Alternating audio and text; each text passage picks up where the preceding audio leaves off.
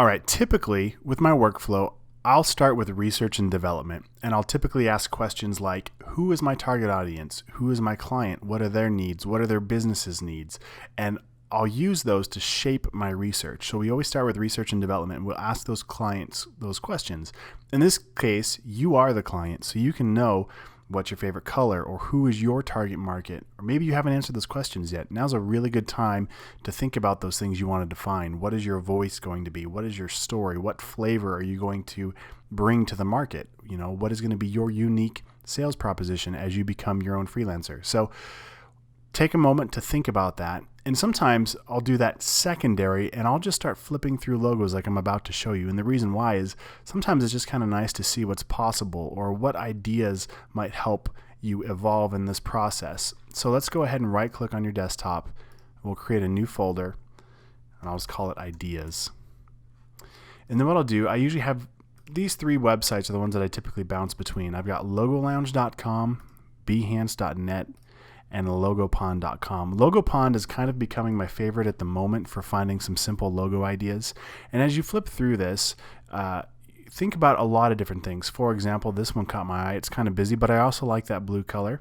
So I can click on this and drag it right to that folder that I created, or right click and save image as, depending on how you want to work.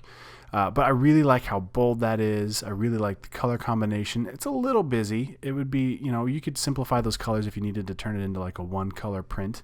Here's another version that artist did. I like that as well. I'm a huge fan of bold, contrasty images, so I'm going to throw that in my ideas folder.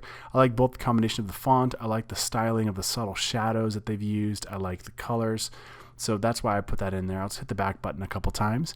And this is typically how I work. I just flip through and find things that either inspire me or that I like, whether it's how they created the illustration or maybe the color they used. And I'll just grab, maybe I don't know, a dozen or so images of things that inspire me. And it could be for nothing else other than, in this case, I really like the organic feel of this, but that might not even make sense for the logo we're about to make. So I'll go through and just find things that inspire me. On Behance, come up here to Discover, click on Search and Explore, and then you can type in logo here or branding, and you might have some better luck there. And sometimes it's pretty helpful, sometimes not so much. And what I'll do here is if I see anything I like or that might be a good place to start that might inspire me, I'll hold down the Command key. You can hold down a Control P if you're on a PC and click on that, and you'll see it just opens those links in a new tab, and that way I can scroll through without losing my place. And if it's at all inspiring, I can just Command click on it to open it up into a new window. So Command click here, maybe Command click here, and you see I've got a few more tabs to check out here in a second. I'm going to go ahead and jump over to Logo Lounge real quick. Now, Logo Lounge is a subscription-based service, but they still have some great articles on current logo trends or logos in the news. And this is a really good place for you to brush up on just your overall knowledge of what it takes to create a logo and what's popular and what works well. Here's a shameless plug. Back in 2010, I was actually featured as one of the artists. I'll throw that out there. I don't mind. But anyway, here's a logo that I created way back in the day in 2010, so don't judge too harsh, but this one right here, this tendrils effect, that was super popular back then.